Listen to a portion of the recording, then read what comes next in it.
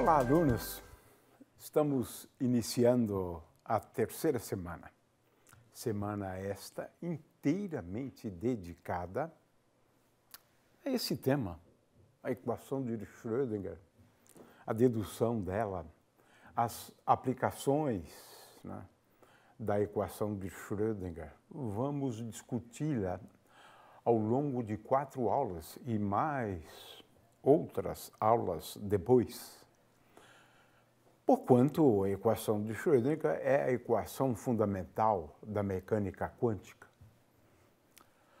Antes da gente abordar a equação de Schrödinger, vamos falar de um tema que aparentemente não tem relação com esse, mas tem.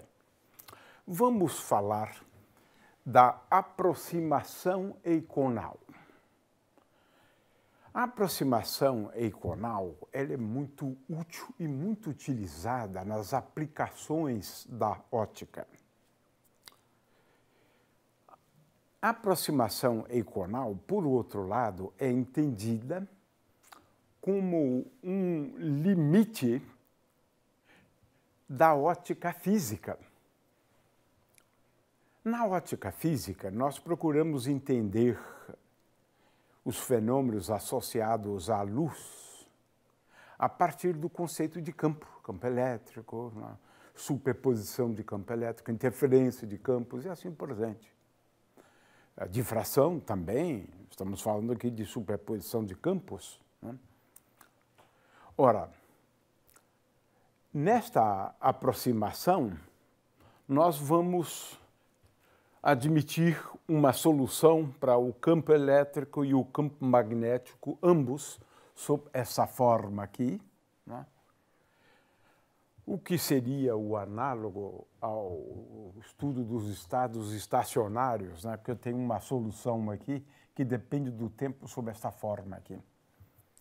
E agora eu substituo nas equações de Maxwell, faço algumas aproximações, isso está em alguns bons livros, textos.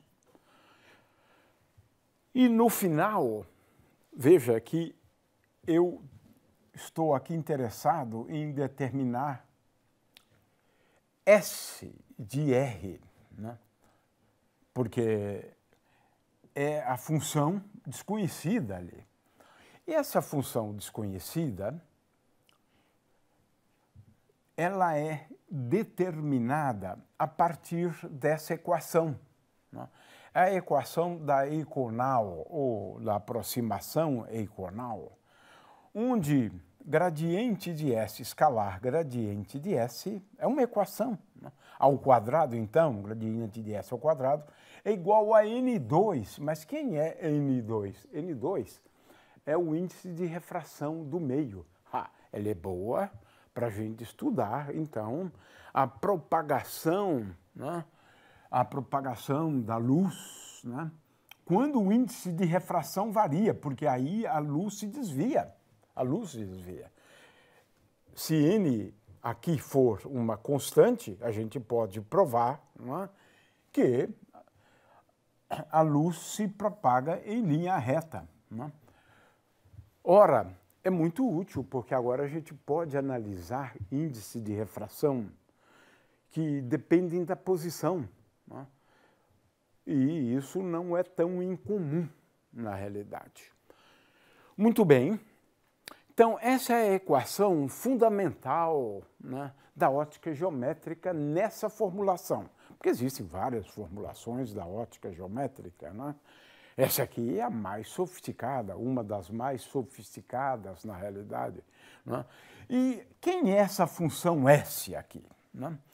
Essa função S, ela é conhecida como a função que descreve frentes de onda.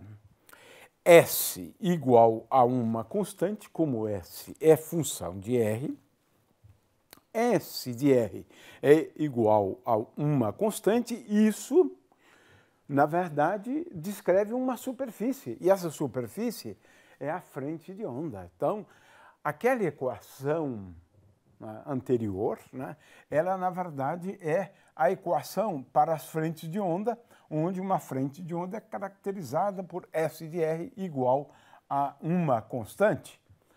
Ah, mas e agora? Quem é gradiente de S? Para a gente entender isso, né, eu quero lembrar que o gradiente é sempre uma função perpendicular à superfície, por esse ponto, por esse ponto, por esse ponto, por esse ponto. Então, veja, o gradiente de S, né, é perpendicular, portanto, à superfície, e ele está associado, portanto, aos raios luminosos. Agora eu tenho uma coisa interessante, eu faço a transição, né, da ótica física, em termos de campos, para uma descrição na qual eu faço uso das frentes de ondas e os raios luminosos nessa descrição, eles são sempre perpendiculares, né, às frentes de onda, né? De forma que aqui existe toda uma formulação, mas de fato não vale muito a pena, né? Porque em cada ponto eu posso criar um versor, né, perpendicular à superfície, fazendo, ou por meio dessa definição aqui, a gente de fato não vai muito longe nisso, porque é só para lembrar, né? Uma coisa que é interessante a respeito dessa formulação é que a diferença de caminhos ópticos, quando eu vou de um ponto A até um ponto B, é dado pela diferença dessas funções aqui, ou dessa função, a função calculada no ponto B menos a função calculada no ponto A. Temos, assim, uma formulação bastante complexa, muito interessante e de grandes aplicações em se tratando da ótica. É uma aproximação para a ótica física, onde somos levados, então, ao conceito de raios, mas agora definido de uma forma geométrica, na realidade, né? O conceito de raio luminoso. Aqui, o raio luminoso encontra uma definição bastante boa, no meu entendimento. Muito bem. Eis que, agora, vamos falar da formulação de Hamilton-Jacobi. Curioso. Essa é uma formulação que despertou muito interesse durante bastante tempo. Por quê? Olha só, eu consigo formular a mecânica, as leis da mecânica, fazendo uso de uma função. Na verdade, a função é conhecida como ação. A gente pode definir depois melhor, né, o que é a ação. É uma função de R e T. E olha só como agora eu posso formular as leis da mecânica em termos dessa grandeza física, S de RT. Se S de RT, eu vou admitir, né, que é dado por ET mais W de R, né, mais W de R, aqui não tem este K, aqui na verdade, né, mais W de R. Então, aqui acontece uma coisa curiosa. Olha só, eu formulo a mecânica de uma maneira muito semelhante à formulação da ótica no contexto da aproximação eiconal. Olha só, igualzinho. Eu poderia simplesmente dizer que eu estou apenas substituindo o índice de refração por essa grandeza física que a gente já vai ver agora, né? Que é igual a 2m vezes E menos U de R. U de R aqui, eu quero lembrar, né, é a energia potencial, né, da partícula cujo movimento eu estou querendo descrever aqui. É muito interessante essa formulação, porque ela, digamos assim, caminha para e passo com uma formulação da ótica geométrica. Basta substituir, né, n ao quadrado naquela equação, na aproximação econal, por 2m vezes e menos u de r. Né? E agora existem várias coisas curiosas. Né? Por quê? O momento da partícula, né, o momento da partícula é o gradiente daquela função S.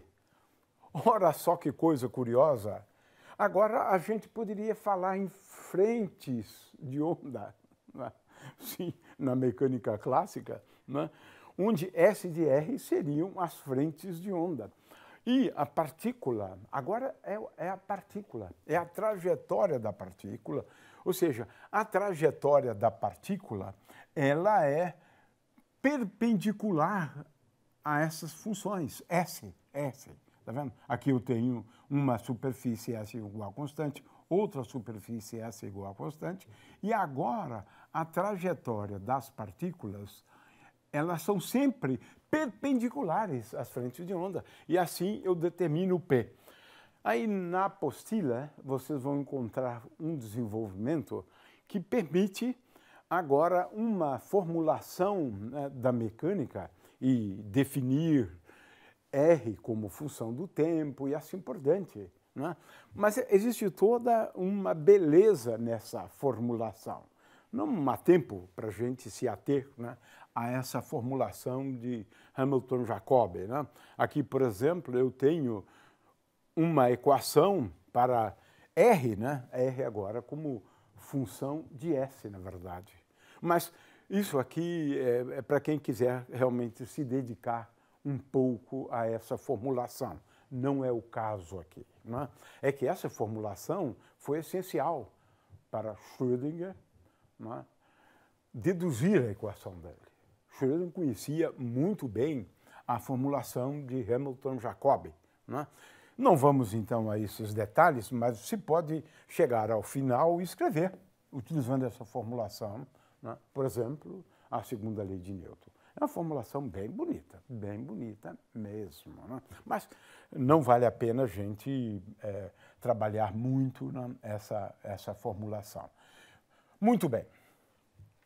Agora vamos à dedução da equação de Schrödinger, que é a equação para as ondas de matéria. Né? Aqui nós já estamos falando da mecânica ondulatória. O que nós vamos fazer aqui é a dedução feita por Schrödinger. Estamos aqui copiando, na realidade, o trabalho famoso dele, que lhe valeu depois o prêmio Nobel, claro. Né? Agora, a dedução não é muito rigorosa, mas o resultado está certo. Esse aqui é o fato. Porque a gente pode deduzir a equação de Schrödinger, é o que a gente vai fazer depois, utilizando um formalismo ultra sofisticado, né, da teoria quântica. Né? Muito bem. O Schrödinger sabia que o momento de uma partícula naquela formulação de Hamilton-Jacobi é dado por raiz quadrada de 2 vezes e menos u. Mas isso também se pode deduzir de outra forma. Né? Conservação de energia. Né?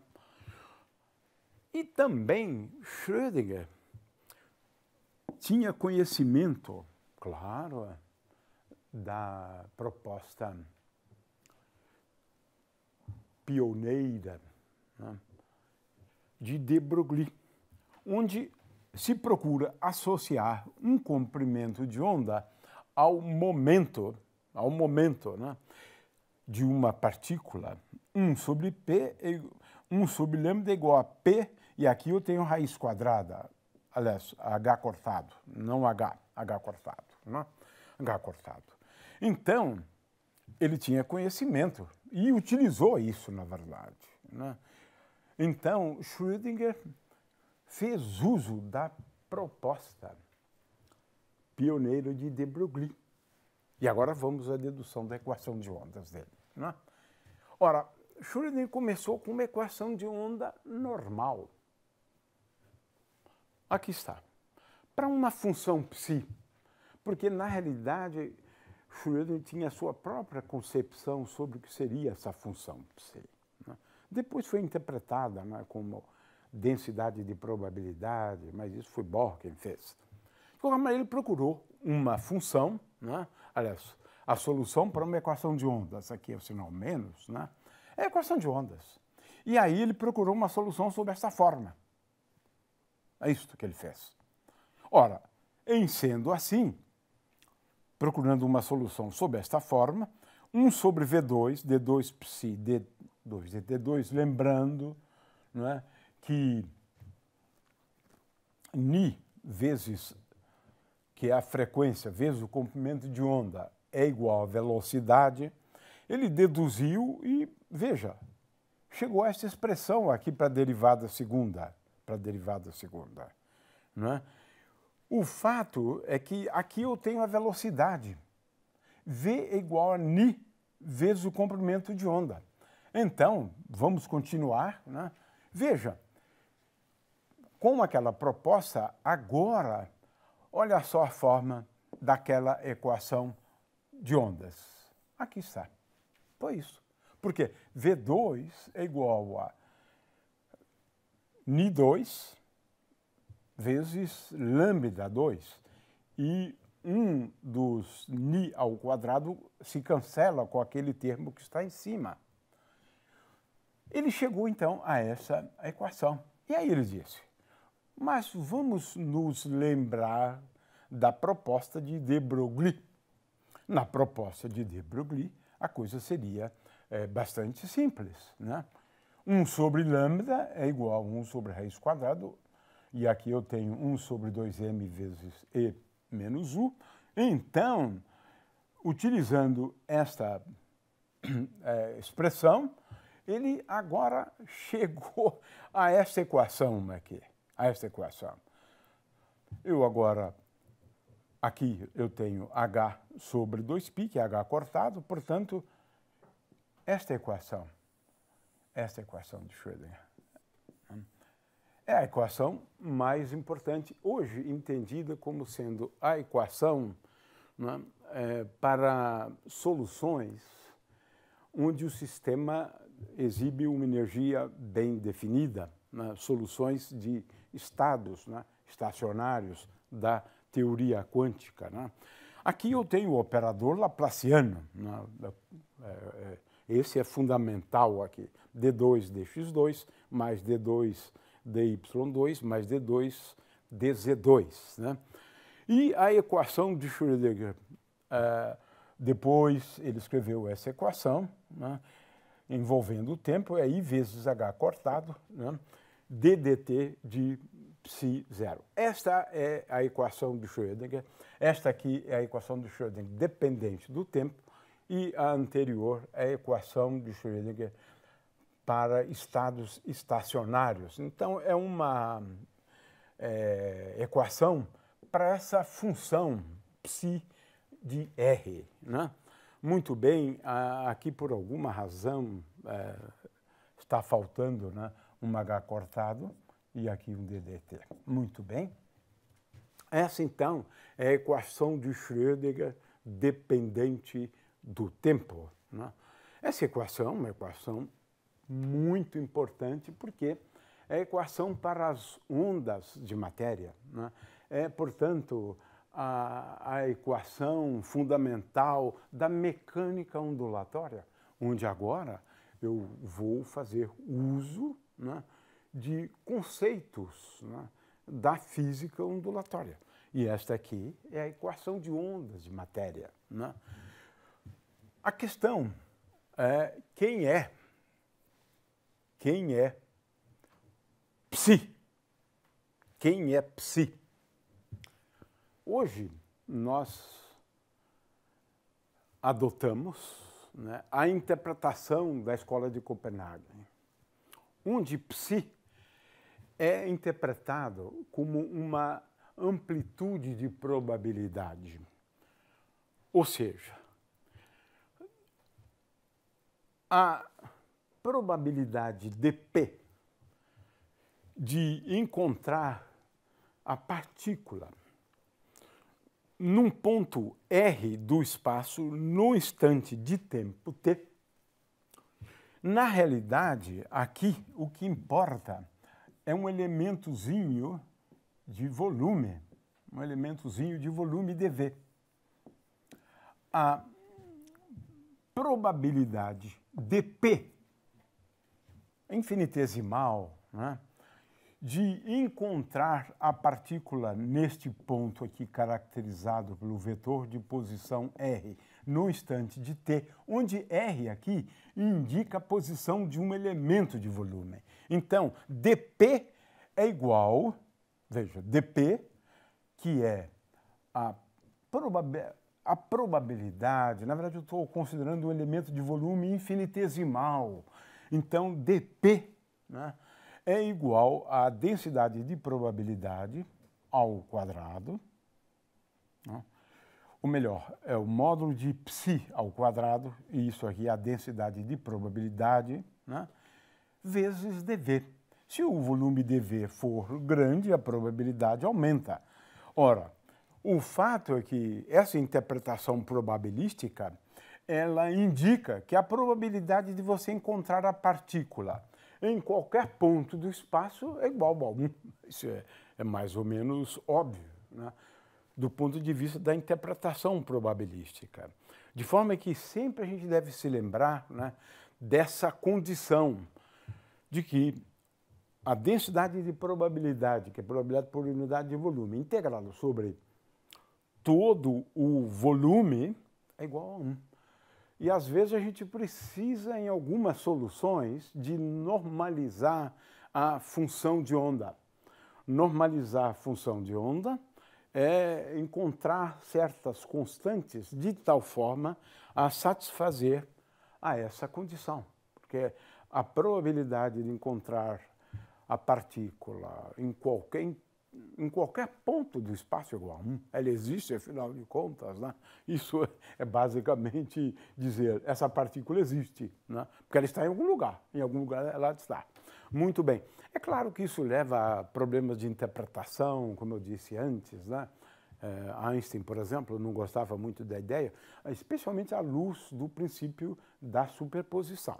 Mas hoje é essa a interpretação que é aceita, né, para a função de onda, né? Que tipo de informação ela de fato dá, né? O fato é que a gente acaba, na teoria quântica, a gente acaba com esses conceitos aqui da teoria clássica, né? A partícula vai de um ponto A até um ponto B, por esse caminho, por aquele caminho, eu vou encontrá-la aqui, eu vou encontrá-la aqui. Não. Lá se foi o conceito de trajetória do ponto de vista da teoria quântica.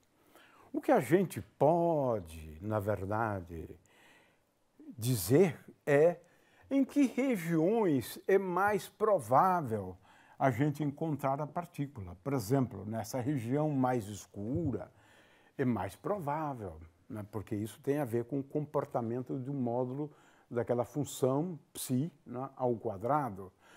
Aqui eu tenho duas regiões distintas, ela pode ser encontrada com maior probabilidade nessa região e nessa região. Ou nessa região, esse aqui é um exemplo, esse aqui é outro exemplo, ou nessa região. Exemplos, né? De forma que agora nós estamos falando de regiões do espaço onde eu tenha uma probabilidade maior, né, de encontrar uma partícula. A gente vai falar sobre isso depois, né, especialmente quando a gente analisar o átomo de hidrogênio, né? De forma que a interpretação probabilística nunca permite dizer onde a partícula está, mas onde é mais provável você encontrá-la. Muito bem. De forma que as soluções, né, acabam exibindo esse tipo de comportamento aqui, onde a função de onda depende do tempo, pode depender do tempo, ao passo que o módulo ao quadrado, né, da função de onda pode depender do tempo, como nesse caso, ou não, né? Mas aqui você já vê que você tem uma probabilidade maior de encontrar a partícula em algumas regiões, como esta aqui e esta aqui, né? É isso, essa é a interpretação, então, probabilística, né? Uma coisa importante que a gente quer destacar aqui é a equação da continuidade, né? Isso quer dizer o seguinte: a probabilidade de você encontrar uma partícula dentro dessa região esférica pode variar com o tempo. Isso porque existe uma certa probabilidade, né, da partícula sair, claro, de forma que, claro, a probabilidade de encontrá-la aqui dentro, mais a probabilidade de encontrá-la fora é igual a 1. É isto. É isso que diz a equação da continuidade. Então, se eu procurar uma solução sob esta forma aqui, eu defino um vetor, né, densidade de corrente de probabilidade, né, J, definido como ρ. Ρ é o módulo dessa função aqui, que é a densidade de probabilidade, vezes o que seria o análogo, da velocidade no caso clássico, gradiente de S dividido por M. E a equação da continuidade, para assegurar que a soma das probabilidades dela estar dentro e dela estar fora é igual a 1, ela é regida, né, por esta equação aqui, que é a equação da continuidade. Portanto, a probabilidade por unidade de tempo de você encontrar a partícula num determinado volume, não é? Ela é igual, aqui na verdade também está faltando um menos, é igual a menos, né, menos o fluxo do vetor densidade de corrente através da superfície, porque ele vai dar uma razão por unidade de tempo de variação da probabilidade de se encontrar partícula fora do volume V. O divergente de V, aqui eu usei o teorema de Gauss, e o divergente de V tem essa expressão aqui. Divergente de V igual a djx dx mais djy dy mais djz dv. Finalmente, quero chamar a atenção que o limite clássico formal, né, na verdade, pode ser obtido a partir daquela expressão e quando eu tomo o limite e quando h cortado tende a zero. Uma outra forma de analisar o limite clássico da função de onda, a gente vai ver isso, né, é considerando o limite onde ρ de RT, quando n tende a infinito, é igual a ρ0. ρ0 é uma constante. A gente vai fazer uso dessa forma da função de onda quando a gente analisar, né, o limite ou aproximação semiclássica. Então, vamos deixar isso para depois.